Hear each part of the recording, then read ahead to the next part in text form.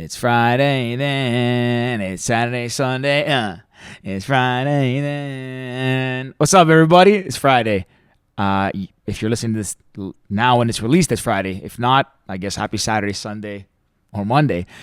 I'm your pal George Bootsalis, and this intro is coming to you from just myself. We recorded an episode digitally last night with the fantastic, super talented, high energy Skylar Park. Skylar is a Canadian Olympian and she competes in Taekwondo. Super talented young lady. She was a pleasure to talk to. Took us through her, how she got into the sport, her career, how her family has an enormous amount of black belts. I won't tell you how many, but it is quite startling to know how many of them are black belts in Taekwondo. She was a great person to chat with. Great energy. Took us through what her training's like leading up to Tokyo 2021. We wish her all the best in her journey. Skylar, thanks for being a pleasure to chat with. I want to give a shout out to our sponsors, Saks Food Co. Guys, if you're hungry, if you feel like having a healthy dinner, a tasty, easy snack, go check out Saks Food Co. With a great selection of heat and eat items like chicken strips, chicken nuggets, and more, deli meats, frozen chicken breast, frozen pizza at all great prices. Visit Saks and find out why these products are gaining popularity and satisfying friends and family's hunger. It's brought to you by two sisters who want to see your grocery needs satisfied with enough cash and time left over to enjoy all the other good things in life. Order online at saksfoodco.com from curbside pickup and come in to see their clean store and friendly staff at 3161 Wharton Way in Mississauga. Go check them out. The Super Bowl is coming up this weekend. If you need your food and your snacks and your wings and your ribs and all of that good stuff, get over to Saks right away. Also want to give a shout out to Cast. You guys probably can't see this. I know you can't see this, but I got my nice purple Cast sweater on. Cast is the tech startup that is taking the world by storm, the social media world by storm. Cast is the objective assembly of public opinion. What that means is Cast does not intend to serve you subjective data that fits a narrative. Cast serves you the objective data and lets you create your own narrative and lets you paint a picture of what the real narrative is. Media uses and portrays stats today that fits their narrative, their storyline, their agendas. That's not really okay. Well, it's not okay. People should be allowed to formulate their own opinions and see the world for how it really is and what it really thinks. That is what Cast intends to do.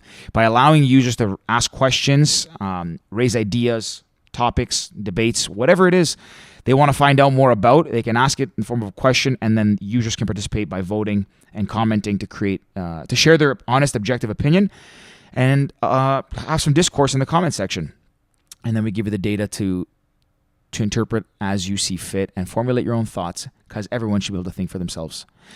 We are currently in the beta phase of Cast right now, so if you want to get access and start creating your cast today, or just seeing what people think and what the world thinks as a whole, sign up right now at createyourcast.com.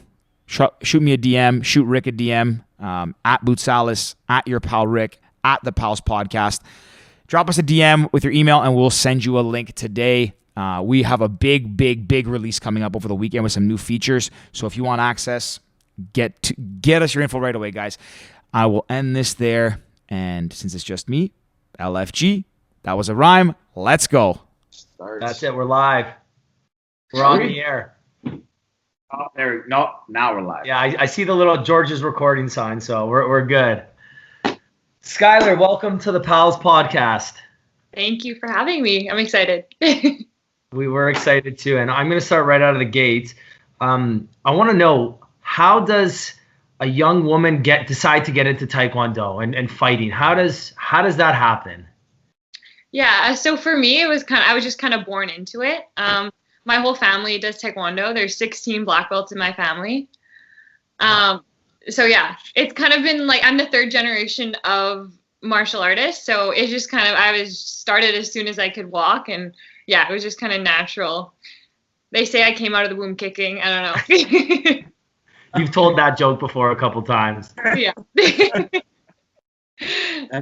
But yeah. So third generation. So I did see that, if I'm not mistaken, your dad is your coach. Yeah, he is. So my grandpa, or my dad's family, they're from Korea, which is where Taekwondo is originally from. So my grandpa actually used to teach Hapkido in Korea to the U.S. military.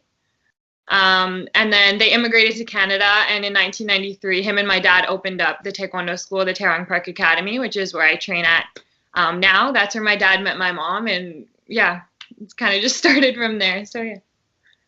Love that. And right out of the gate, when you first got into it, like, was it a thing that you just picked up and you enjoyed? Was it you were like kind of nudged by your parents and then it stuck? Like, how did it kind of start and how did it progress?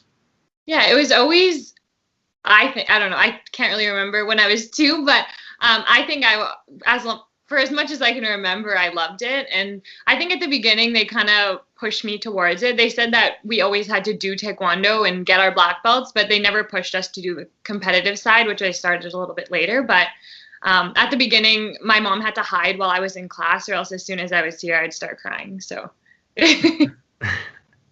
like, just crying because like you didn't want to do it, or just crying like because is there any, like, a particular reason? I have no idea. I think I was just super young, and just whenever you see your parents, you start crying or you get nervous. I used to be super shy when I was little too, so whenever they'd make me do moves by myself, I'd be scared. But yeah, no, but I've gotten used to it now, so yeah. Yeah, after a couple years of practice, you grow on it. Yeah, for sure. That's actually kind of like I can kind of relate to that. I don't remember the whole story, but I used to do karate when I was very young, like at the local community center. And the last memory I have of it, I don't even know, like 4 or 5, maybe in that range. And I had to do a move, and my dad was there watching, and I got embarrassed. I didn't want to do it in front of the kid. I started crying, and that was the last day I ever did karate. Your dad was so disappointed in you. It's more embarrassing, like, to do things once your parents step in the room. You're like, oh. Yeah, it's so true. Go ahead, Rick. Sorry, no, I was gonna say, me and my brother did it, same thing, kind of at that local community center. And I think me and my brother started at the same time when we were little. And my dad used to take karate when he was younger, and he got not high level, but he was super flexible, and he knew all the kicks and the punches, and the idea that it's self control, self awareness. So me and my brother did it, and we were in the same level, but he was way better than me just because he was 2 years older. So we'd go and do these, not competitions, but your thing that you do. Yeah. And he was always way better than me, and it was always so embarrassing because I'm like, man, he's so much better, bigger, and I'm just here and sucking. We get in the car, and John gets the belt, and I'd get like the little stripe on my white belt or something. That's so funny. How? So you said, would say 13 or 16 black belts in your family? There's 16. So both my parents, my grandpa, my grandma says she doesn't need one because everyone else will fight for her. And then I have 2 younger brothers, and then all my cousins, my uncles, my aunts, everyone. Wow. Okay. Is it a super competitive family? Like, is it like you all black belts, but is somebody trying to compete of who's like the better black belt? Oh, it is. Yeah, all the time. So when we were younger, everyone was at the academy all the time. And slowly as my cousins got older, they started doing other things and getting interested in other things, and haven't been around the academy as much anymore. But when we were younger, it was very competitive, especially with me and my 2 brothers. And then even with my dad got his black belt when he was 6 in Korea. So me and my 2 brothers were always trying to beat his record, and we'd try and get our black belt before we were 6. But then my dad was the one who told us when we could test. So we all got our black belt when we were 7. Wow. Wow. He sabotaged it. He knew you. He didn't let us beat his record. Nobody messed with you guys at school for sure. No, yeah. I know my brother always jokes, and he's like, I wish someone would want to fight me, but yeah. Hey, is it true? Do you know that story that if you have a black belt, your hands and your feet are technically considered weapons? So if you get in a fight, you can get charged? Is that true? I don't think, I'm not 100% sure. I know people like brag about that. Like at school, I used to hear kids who had like their black belts as well in other martial arts brag about that and say they had their certificate, but I don't know where they're getting that because I don't have one. It's actually funny you bring that up, Rick. That's actually a line in the movie Once Upon a Time in Hollywood. And the fake Bruce Lee character talks, he says, to Brad Pitt, if I kill you, my hands are lethal weapons, and I'll get charged for manslaughter. And Brad Pitt goes, if anybody kills anybody, it's manslaughter. So kind of like, I think it's an old myth. I remember hearing that and I thought it was funny. But I wanted to ask as well, are you the only one in the family that's gotten this far competitively? Or is anyone like cousins, your father, anyone that really kind of took it seriously to a higher level? So I'm the first one, in my family that's qualified for the Olympics and have got to this level. My dad, he competed locally in Taekwondo, but he was a big speed skater when he was younger, actually. And then, my brothers are following along behind me, so hopefully we'll be in the Olympics all together one day. But yeah. That's exciting. Wow. How old are your brothers? One is 18 and the other one's 19. Oh, they must go at it all the time then. Yeah, all three of us. We're training in the basement right now because of the lockdown and everything. So we've been in the basement basically since March. So yeah, it gets heated down there sometimes. I can imagine. Yeah. So wait, can you like who's better? Are they bigger? Are you the tougher one? Like when you guys compete against each other, how does it typically shake out? I'm assuming because you're the oldest. Do you have an advantage or? Well, I would say I used to. So it's kind of funny because before the pandemic, I was traveling so much and I would train with them sometimes, but I generally go to training camps and find other females just because the style of fighting is different. But now being stuck here and I only have them, so I've been training with them a lot more. And the last time we've trained this much together was a few years ago. So I could still kind of like kick them around and like play with them a little bit. But now it's like they're so strong and I have to be careful because like, so yeah, now I'm like, if I hit them hard, I'm like, I'm so sorry. Like I have to whisper to them so they don't kick me hard back. But yeah. I just picture, I remember being a kid, like playing video games with my brother, and on the wall we would have like the tallies, like who's winning. I'm up 3 games to 1. I picture your basement, just everyone's just tallying up. It's like, hey, I got that point. That was a good shot by me. Okay, you know what? Got you back. Yeah, no, yeah, it gets pretty heated. But my dad, he tries to keep it calm, but sometimes just gets carried away. Yeah, what's training like? Like, I can imagine pre-COVID, you probably have facilities and you're traveling a lot to train. But now with COVID, obviously traveling's not really allowed, and a lot of the training facilities are closed. What's that like? Yeah, so it's been a little bit more difficult just because us three are kind of the only ones with my cousin at this level in the province. So it's hard to find partners. So I've just been training with my brother. So whenever I'm in Winnipeg, I'm just training with my 2 brothers and my older cousin, which makes it somewhat difficult. But so we're used to traveling a lot to Miami or other parts of the world, I guess, just to travel and find female partners for me to train with at the same level. So that's been difficult just because girls fight so much differently than guys. Just having that adjustment and just the strength difference with my brothers. There's certain things that I'll do on them, and boys just tend to be faster and more responsive in that way. So sometimes I'll kick my brothers and they'll be able to counter it super quickly. And I'll be like, oh my God, it's not working. But my dad's like, but realistically, when you're fighting a girl, they won't do that. Yeah. So sometimes it's just like figuring that out.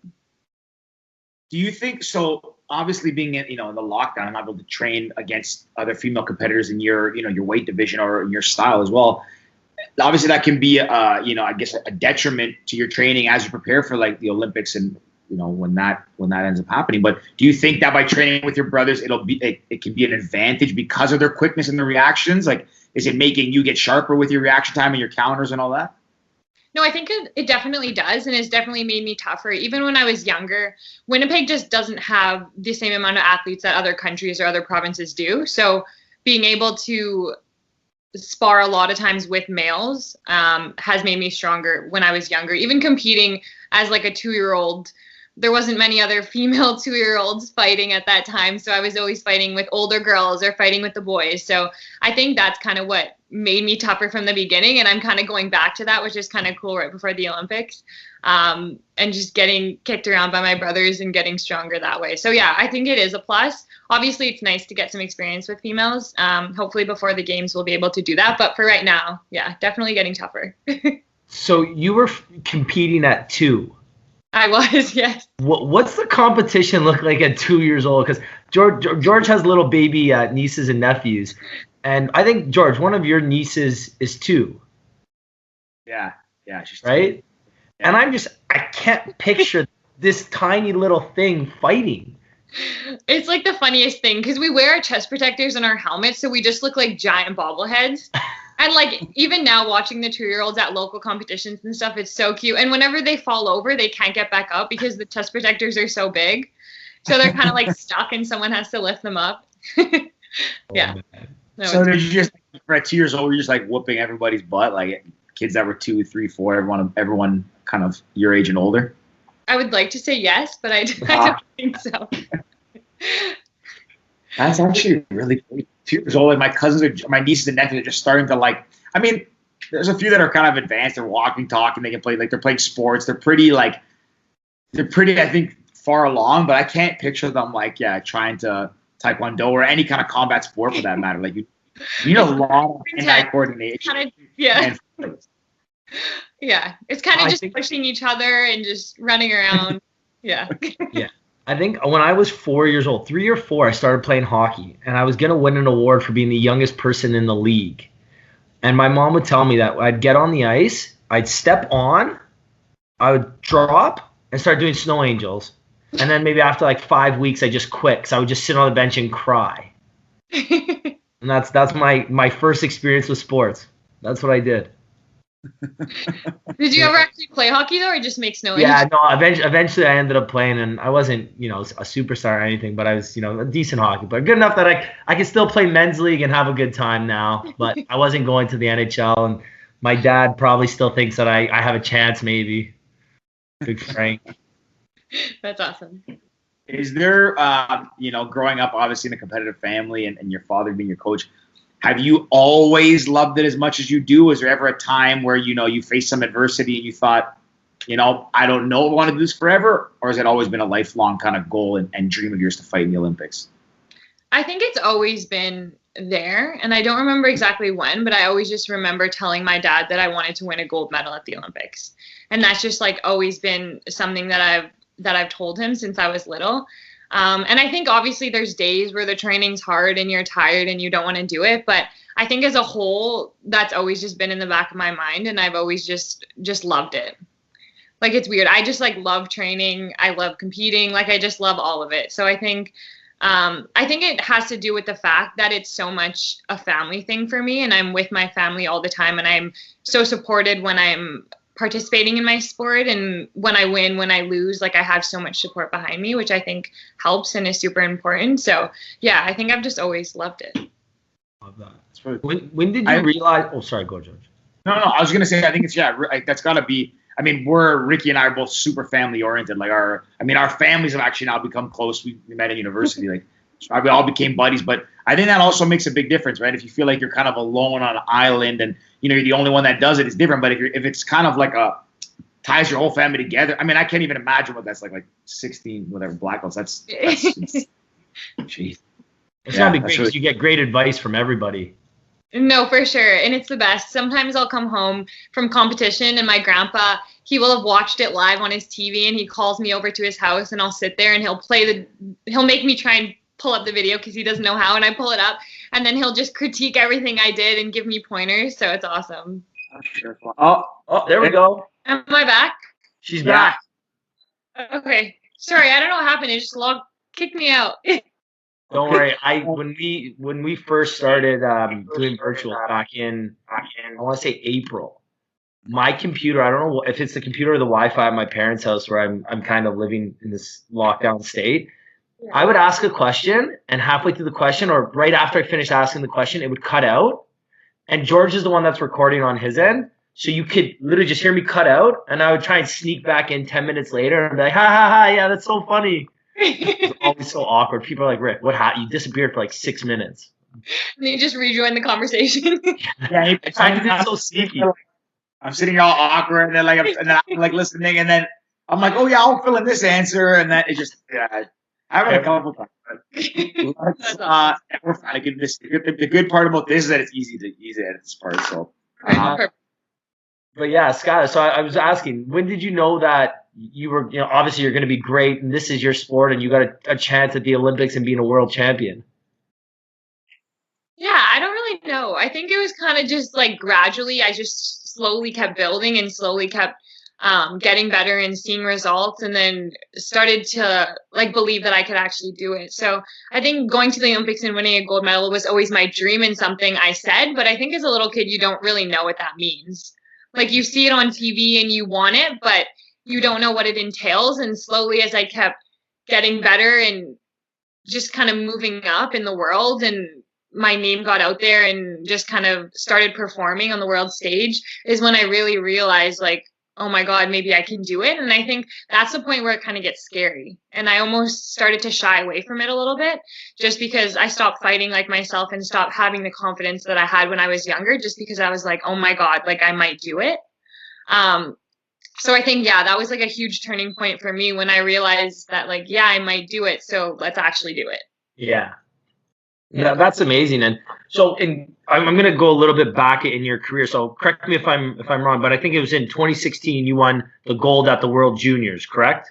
Yeah, so I won the Junior World Championships in Burnaby. So that was on home soil, and that was the first time I competed at a world stage. So that's the first time, at a world championship on the world stage against all these other countries. I'd competed a lot in the Pan American region, and I was winning a lot in the Pan American region. And I don't know, but going into the World Championships, I just fully believed in myself. And even thinking about it now, I think I was like naive, or I just didn't know, because at that time, as a junior, you don't know your competition really, because it's just kind of all over the place, and whoever's the best in the countries, you don't kind of keep track of it as much. But I just believed so much in myself, and I just like had this feeling that I'm just like, I'm coming here to win. And that's what I did. And that's kind of what propelled me and kind of, opened me up to the world stage, and everything just kind of went crazy from there.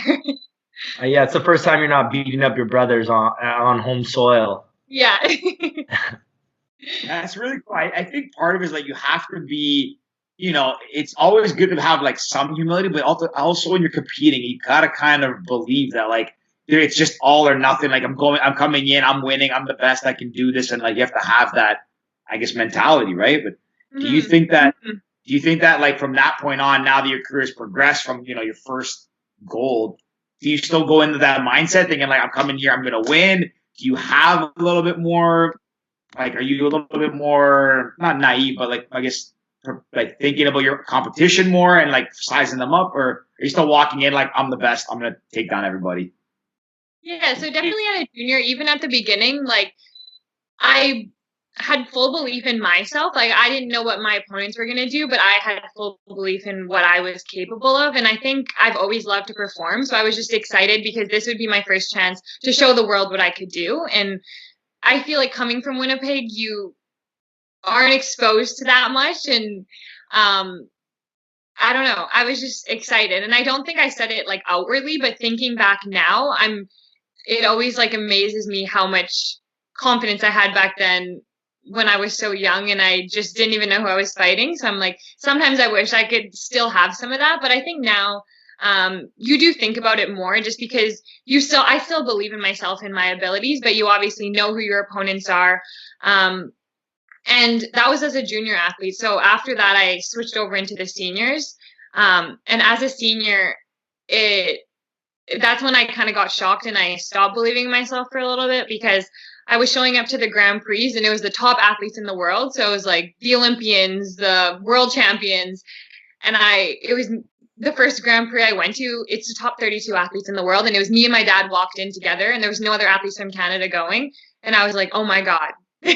There's like teams of 30 plus people, and I was like, it's literally me and my dad, like a girl and her dad from Winnipeg against like these super house countries. And that's when first I was like, oh my God, can I do this? And slowly as I kept attending the events, I realized where I fit in and that I belong there. But at the beginning, it was a shock to the system for sure.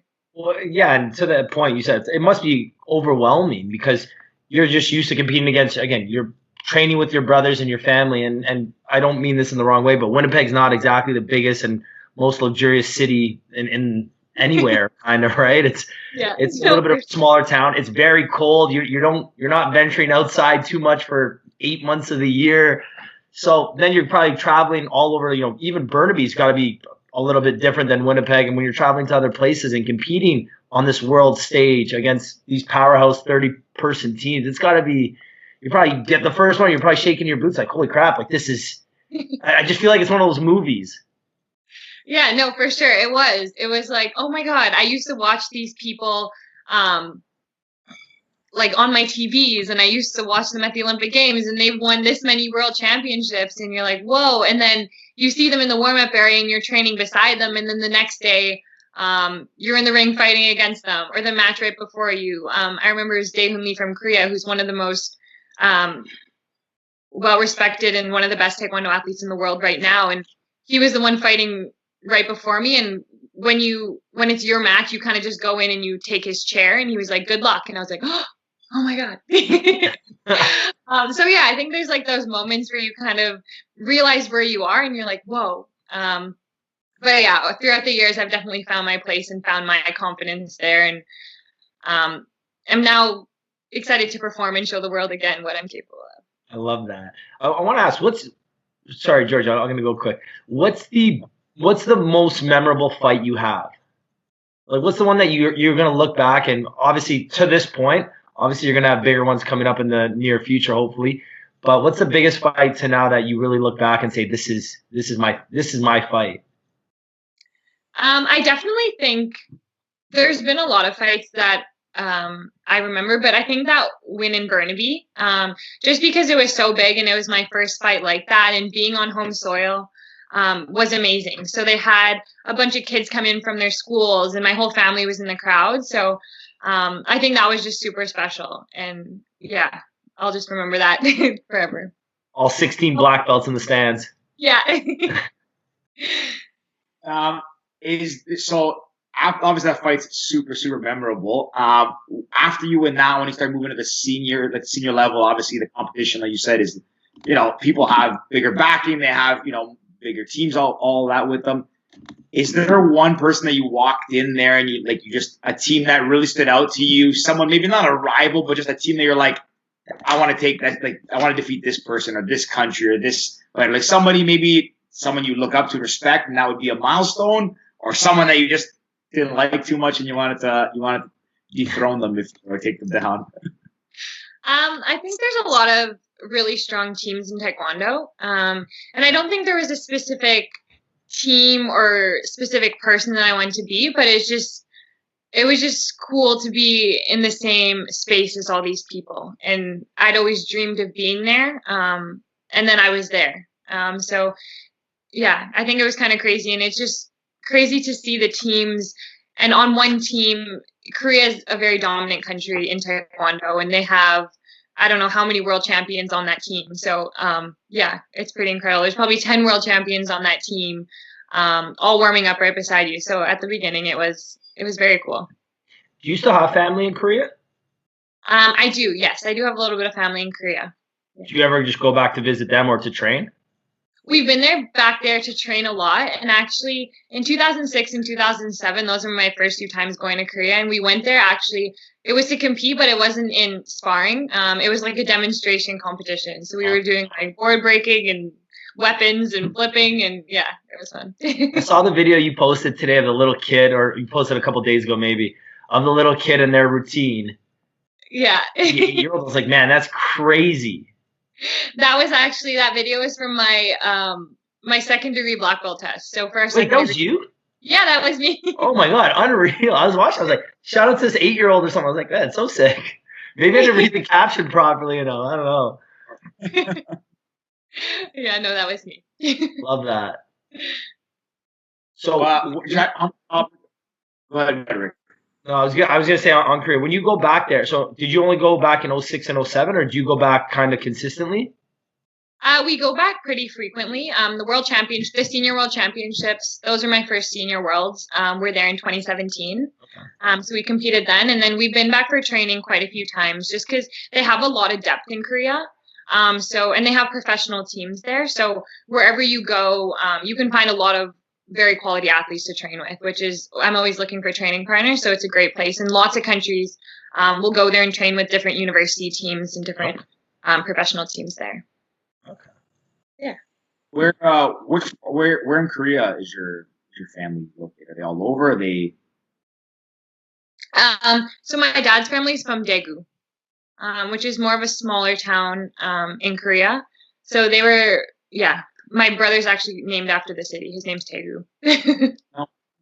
Actually, I'm asking. I don't know the country very well. I've been there once. I was there for like 4 days on a stopover towards Japan. And honestly, I thought it was one of the most underrated places I've ever been. I couldn't believe it. Like Seoul is one of the coolest cities. I didn't get to go. I think Busan's the other one, but I didn't end up down there. But yeah, Seoul was super cool. Really nice people there. Really friendly. No, it's amazing, and I think it is and I think now it's becoming more popular. Korean culture and things like that. But yeah, no, it's probably one of my favorite places to visit. Yeah, love that. I mean, you're going to be assuming now with the Olympics, obviously, I guess coming out. To be honest, I don't know what's going on. I keep seeing like different reports now. It might get delayed, it might not, and all that stuff. So I guess even before we get to that, I mean, is there any, like, do you know what's kind of going on with this year's Olympics, or I guess last year's that are now this year? Or? Yeah, still the 2020, but happening in 2021. As far as I know, they're still set to happen. And I think as athletes, that's just kind of the mindset that we have to have. And that we've had throughout this whole time with all the rumors and all the controversy, just knowing in our own minds that it's going to happen and training for that. I think that's the only thing we can do as athletes. But I think it was maybe a week ago or 2 weeks ago now, when that article came out that said the Olympics was canceled from some source that nobody knew. But yeah, I remember I was making dinner in the kitchen with my mom, and then I got a text from my cousin, and she's like, "I'm so sorry, Skylar, that the Olympics are canceled." And I was like, "What?" So I was screamed at my dad. He was upstairs. I was like, "Dad, come here." So we Googled and found the article, but I think a few hours later, the actual IOC came out and said that the Olympics are still planning to happen. And they just rolled out a playbook actually with all the protocol for COVID and how it's going to roll out. So it's nice to know that they're thinking about it, and there's actually rules in place that they're going to try and implement. So at least there's a plan going forward, which is exciting. I mean, I don't know if you've thought this far ahead, obviously, and whether there's fans or not, but obviously South Korea is pretty sure it's pretty close to Japan. Is it like, do you have plans for family to come from there? Are your 16 black belts coming with you, or like is it just you and your dad going? I think there was plans of a lot of my family coming. I don't know if that's going to still be possible. If it is, hopefully they'll all be able to come as well. But we had plans to stage in Korea, so we'll train in Korea leading up to the games, and then kind of head over there just because the time zone is similar. Obviously, plans are still in transition with COVID and all, but those are the tentative plans for now. And then hopefully one of my brothers is supposed to be one of my training partners in Tokyo too. So I think I only get one though, so I'm going to have to choose which one I want to come with. Uh-oh. We're going to find out who's the favorite brother very quickly. Very quickly. Why don't you make them spar each other and see whoever wins can make it? That's actually a good idea. I might put that up to them and see how they... Yeah, I call some animosity, but I mean, that's kind of, I guess, the fairest way. I'll live stream it too, so you all can watch it. That was Pal's idea. And then they're going to come and beat us up, George. I want to ask, what's training like for you? Like we've had a couple other Olympians, and you're our first kind of martial artist that we've had on. We've had a UFC fighter, Ilya Theodorou, on maybe about a month ago or so. But what's training like for you? Is it strictly sparring? Is it a lot of technique? Is it mostly fitness? Because like on your Instagram, I see you do a lot of hills, you lift weights. You're obviously very fit and active. So what's a typical training day or week look like for you? Yeah, we do a lot. So typically, I'll lift either 2 to 3 times a week. So lifting with my strength coach. We have a good team here, the Canadian Sports Centre, Manitoba. So I have a strength coach with them, and then with my dad, it is a lot of technical work. And just, again, I think I'm fortunate to be in a combat sport, or the reason I like it is because it's always different and it's always changing. It's not like I would love to be in track, but track, you're typically doing a similar thing daily. Whereas for us, it's always changing just because it's such a dynamic sport and your opponent, you never know what's going to happen. So we do work on the technical aspect, and then we do like conditioning training, more physical, like you saw the hill runs. We did a lot this summer. I saw it with your brothers. Yeah. And then, so I think it's just a mix of everything. And then there's obviously the times where we fight, or else sometimes we'll fight because we use an electronic scoring system. So you have a chest protector and a helmet that have sensors in them, and then you wear socks on your feet which have magnets. So if they hit with a certain threshold, it'll score.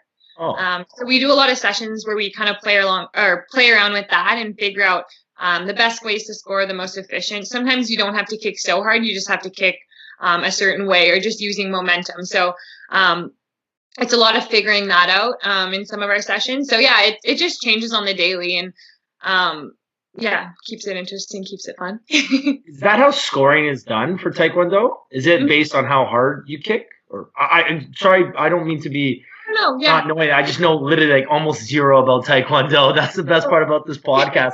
We get to learn so much from so many different people, right? So I guess take me and our listeners through Taekwondo a little bit.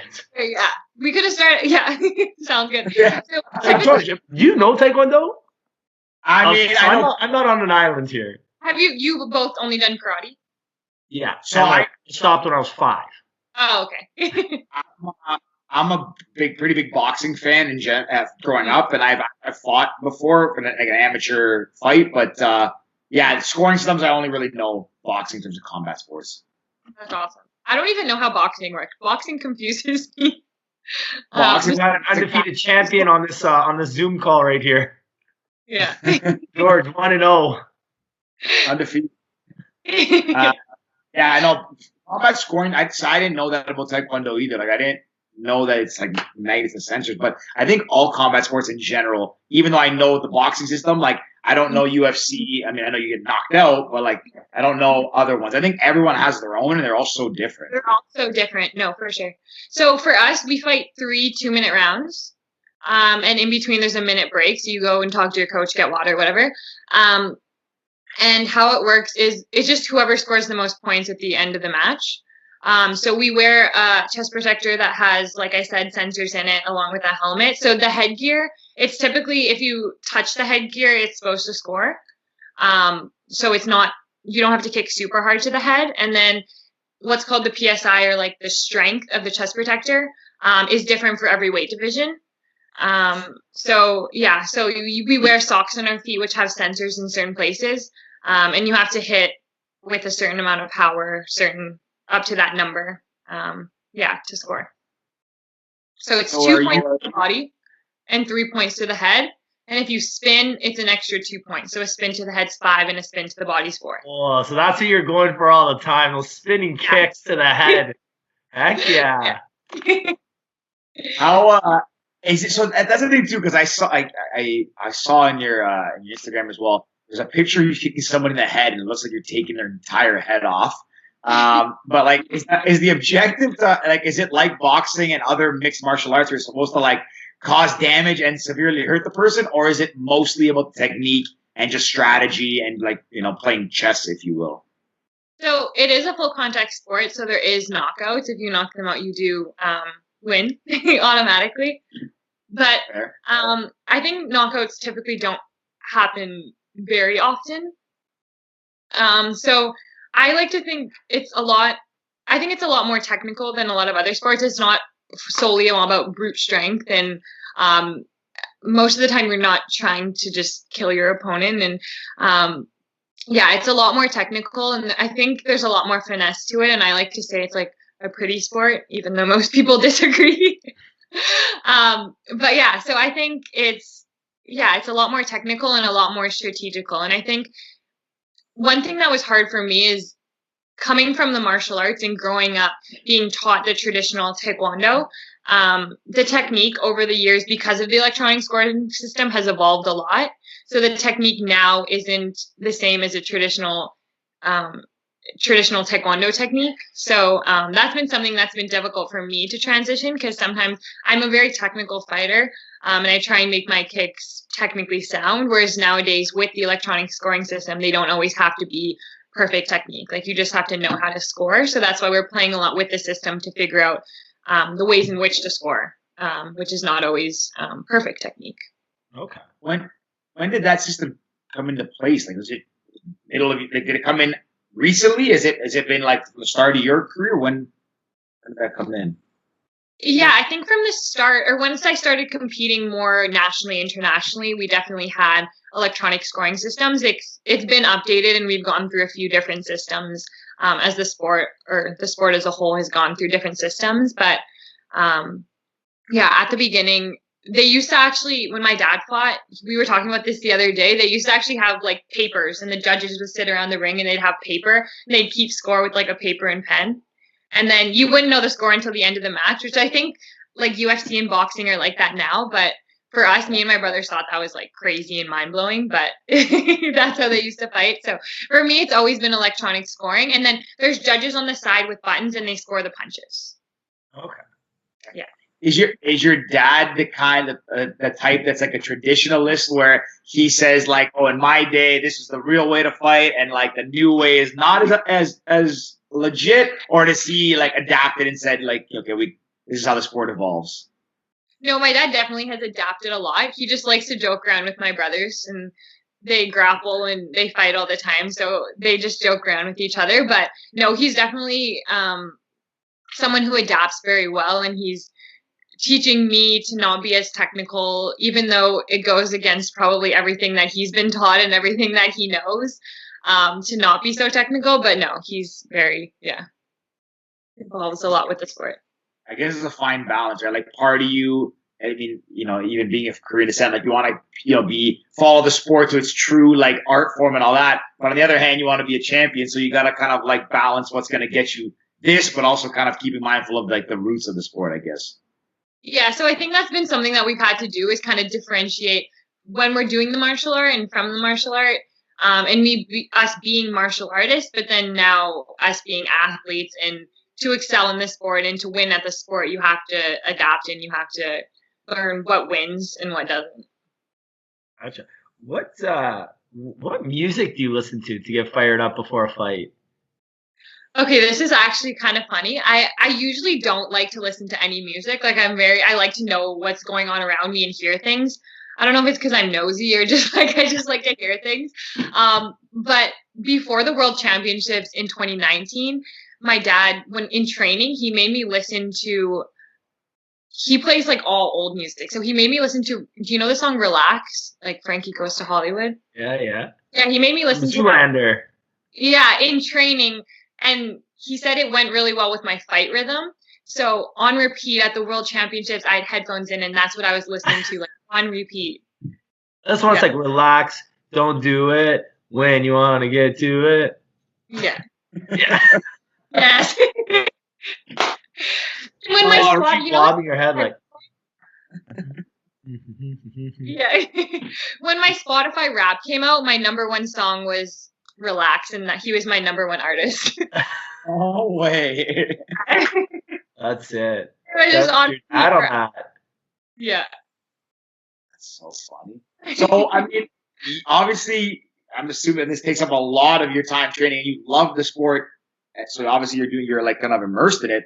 What else do you have time for other hobbies or anything else like that's fun, I guess, besides Taekwondo? Yeah, I think when I'm outside the sport, I just like to spend with other people and kind of get out of my house, which is hard to do right now. But because when I'm at home, I'm with family. When I'm training, I'm with family. So like, I love my family and I love spending time with them. But when I'm not training, it's nice to kind of get away and see my friends and just hang out with other people. So yeah, even when I'm traveling, like, I'm fortunate that I always have my family with me. But I think everyone now is kind of going crazy being with their family a lot, whereas we're kind of just used to it. But definitely when I'm not training, just to kind of get out with friends and hang out. And then, I'm in school also at the University of Manitoba. I'm studying kinesiology, so doing that as well. How's that going? Or does it? does training affect the schooling, or do they go, I guess, a good work-life balance? I definitely like to have school just as another. I've always loved school and learning, but it's just another way to kind of get my mind off of training, and just allow me to fully focus on something else.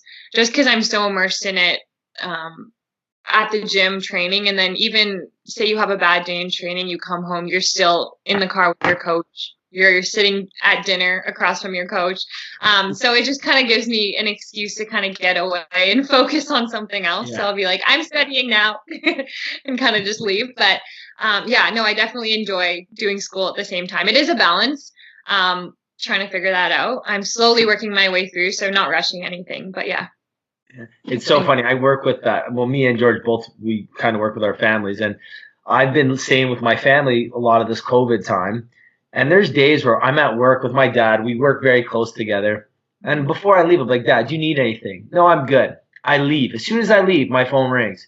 Oh, so tell me about this, this, and this. I'm like, really? I just asked you. We sit down at the dinner table. It's either we're watching Jeopardy or he's talking about work sometimes. I'm like, Dad, I don't want to talk about work.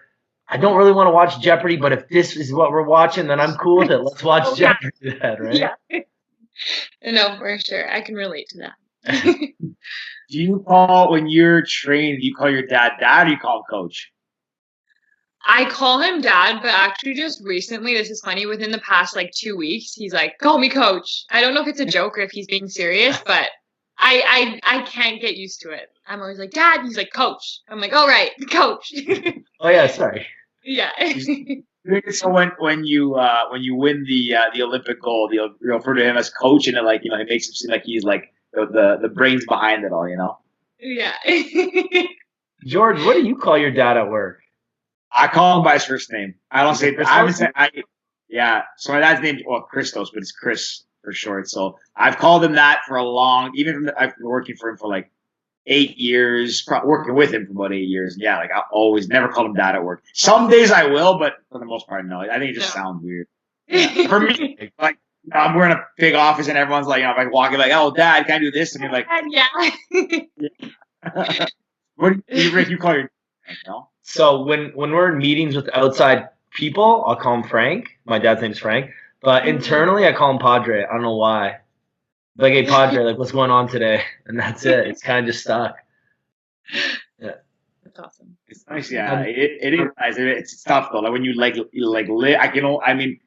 you're obviously day and night with all of them and all that stuff, but we know it's like working with family, living with family, all those things. Don't get me wrong, I love it. But there's definitely days just I don't want to talk about work right now. I don't want to do let me just eat in peace. Don't bother me. I want to watch this stupid TV show. Just leave me alone. I know that feeling too. I completely agree. Yeah. No, I wouldn't change it for the world. I love it, but sometimes it just becomes a lot, and especially when things aren't going well that day or that week. Yeah, it's gotta be tough. Skylar, have you? I have one more kind of on topic. So besides Seoul being a place you travel to a lot that you love, where is another city that you've been to, whether it's to train or just to travel to that you really liked or really resonated with you?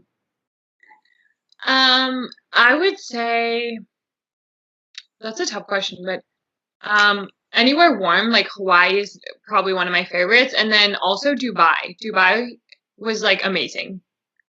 It's just you would think futuristic, everything's huge. Yeah, it was beautiful. Love that. I'm gonna switch a little bit off. I wanted to know, and this always really interests me. Have you ever had a major injury or even minor injury? Nothing. Knock on wood. Nothing crazy. Probably my biggest injury was at the Pan Am Games in 2019. So it was actually my first match, one of my very first kicks. I kicked and I overextended, and when I brought my foot down, I kind of rolled over my ankle. And then I was trying not to show pain because I feel like you don't really want to show that to your opponent. So I was the match, I don't know, broke for something, and I was like, Dad, I was whispering at him, and I was pointing at my ankle, and I was like, look. And he was like, what? He's like, Skylar, focus, because I wasn't fighting very well at the beginning either. And he was like, Skylar, what are you doing? And then I come up to the break and I was like, Dad, no, like my ankle really hurts. And he's like, how bad? I was like, well, it hurts, but I'm going to keep fighting. So I kept fighting. And then I get off and I take off my sock and all my gear and my ankle is like a balloon. And I was like, oh my God, like why now? So yeah, we got my doctor and she iced it. She taped it all up. She fixed it up as much as she could. And I just kind of had to fight on it the rest of the day.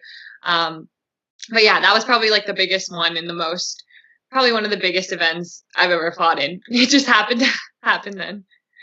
That was you said 2019? Mm-hmm. So, I mean, I'm not going to lie. I have your record thing in front of me. You won silver in 2019? I did, yes. So you rolled your ankle and won silver? Yeah.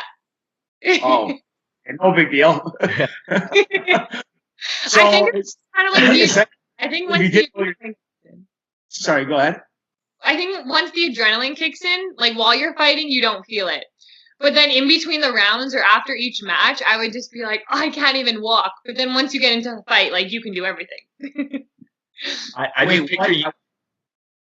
Sorry, I just picture you like between the rounds, like in the corner, like, Dad, my foot's really hurting. And he's like, just call me coach, get back in there. Yeah. That's almost how it went. Which fight? At what point? Like, was it early on? You rolled your ankle? Like, was it kind of through the tournament? Where? No, it was first fight. Like one of my very first kicks. And first fight, round 1. Yes. Yeah. So basically, if you didn't roll your ankle, you probably would have got the gold. Who knows? That's a good that's a who did you compete against in that finals? In the finals, I fought against USA, actually, a girl from the US. Are you guys friends? I don't know her very well. She's actually a new athlete that just kind of came in. So, yeah. Okay, so she's got the target on her back next year. Big time. Is there like a world, I guess, a ranking system like that happens now? Like who leading into the Olympics, is there like 57 kilogram weight division? Like, is there a ranking? Who's the best? Where would you stack up in that division? Yeah, so we have Olympic rankings, and that's actually how I qualified for the games. So at the end of the 4-year cycle, so at the end of 2019, the top 5 in the world qualify for the games. So I was actually 5th in December. So each month a new ranking comes out. So I think right now, the rankings kind of paused for 2020 just because of everything happening. So I think I'm still ranked 5th in those rankings. So that's where I'll kind of go into Tokyo, unless we have a few events before then. But yeah. No, any idea who the kind of top person in the division, or I guess the weight division is? And is it someone that you have like your sights set on? Do you watch any of their like fights to get some knowledge of how they compete? Yeah, so the top athlete in the world is from Great Britain, and she's won the last 2 Olympics in the division. So yeah, she has a lot of experience. And then the next girl in second, she's from Korea, and was the world champion in 2017. So both of those girls I fought before. Basically all the girls within, I think, the top 10 I've probably fought just at Grand Prix and different events. But yeah, so I think I fought all the girls, and we kind of know how each other fights. And obviously studying video is another big part of our training, and just strategizing for different opponents. So yeah, we know who we're fighting in Tokyo. What's the I guess the peak age for Taekwondo? Typically around 25, 26, around there. I think, like in a lot of sports, there's a lot of younger athletes who are doing well, and I think I think it's just happening in a wide variety of sports, and Taekwondo especially, or just from what I know, a lot of the younger athletes that are coming up are doing really well as well. So technically, on the young. I guess you can go to about three Olympics, probably, correct? Yes. Yeah. Exciting. So this is obviously like first one coming up. Besides competing and obviously winning a gold, like what are you most looking forward to? I mean, have you talked to other Olympians about what the experience is like? Is there something that you really want to do, or some events that you really want to go to What's Yeah, I think there's a lot I was looking forward to. I don't know how similar it'll be this time. But yeah, obviously just competing and just being on the Olympic mats and performing is something that I always have dreamed of doing. But then just being in the village and being with a greater team and being with Team Canada and hopefully, I don't know if we'll get to, but walking into the Olympic Stadium for the opening ceremonies and just things like that that you always see and I've always dreamed of doing. And I think it's special to be a part of such a huge team. I had a little taste of that at the Pan Am Games. So yeah, I'm excited. That's awesome. I was gonna change direction from a little bit from this, Rick, to ask a couple more. I wanted to ask that we, as you know, we've had. I mean, you probably know we've had a few Olympians join us on the Pals podcast, and we like to kind of find out something that people can't either Google or Wikipedia or Instagram. So tell us one thing, if you can think of anything, that people can't find out about you online or from your social medias or anything. Do you have like a fear of something, some kind of hidden talent? That's a tough question. Let me think. A fear. I mean, you're a fighter, so I'm just naturally assuming you're fearless, but maybe there is something down there, right? I don't know. That's a tough question. I think a lot of people are surprised sometimes by the fact that I was really shy when I was younger. I think a lot of people are though, so I don't know if that's something crazy, but I was very shy when I was younger until I got my black belt, and that kind of just like there's like a switch flipped inside of me and I kind of came out of my shell, but I don't know. Imagine how much more not shy you would have been if you got the black belt at 6 and not 7. I know. I should remind my dad of that. That's it. Tell your dad, like, Dad, I was shy for an extra year of my life because of you. No, for sure. Is there any like anything that you do like in terms of like hobbies, secret talents, anything else that might be kind of out of the ordinary? I don't know out of the ordinary, but I really enjoy fashion and have really been into that and just kind of like exploring that side of things. So that's something that I'm very passionate about and really enjoy. So yeah, I don't know if a lot of people would know that. But. Yeah. Well, then that's got to be nice having because Hudson Bay is the official Olympic sponsor, and they've got to be pretty cool if you're into fashion, right? They sell basically almost like every brand. No, yeah, for sure. And I've actually been part of their bursary program, which has been amazing. And they support so many athletes through that. So I'm super thankful for them for that. But yeah, no, they definitely have. What do you want to do once fighting is over? So you go to school for kin. So that's, I guess, a lot of that's related to the body and fighting. And those probably go hand in hand. But what's post-fighting look like for you or post-taekwondo? I feel like I've been asked that a lot lately, and I'm like, I'm not planning on retiring anytime soon. I don't know. I still think I have a lot of time to kind of figure that out, but I am very like interested in business and kind of being an entrepreneur. And I know my family runs taekwondo school here in Winnipeg, and they've always a lot of my uncles and aunts, they all own their own businesses.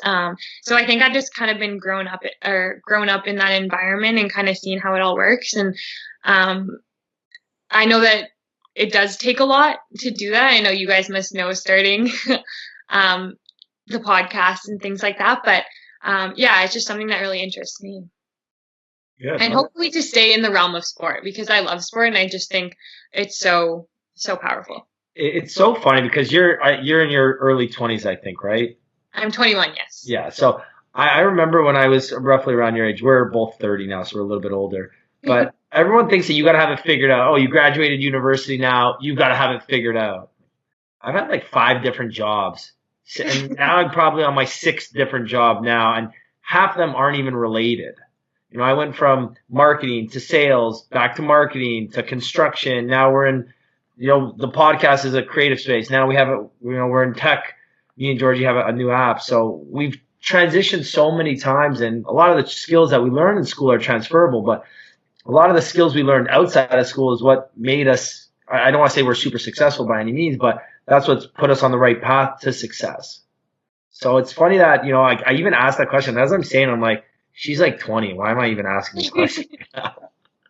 No, for sure. And I think it's something that my parents have always kind of instilled within us, that like school is important, and obviously the things you learn there and having an education is important, something that we value. But I think just them emphasizing the experience that you gain just from life, and whether it be from sport or from traveling, and just different experiences, like us always being in the academy and around them running their business and just different things like that.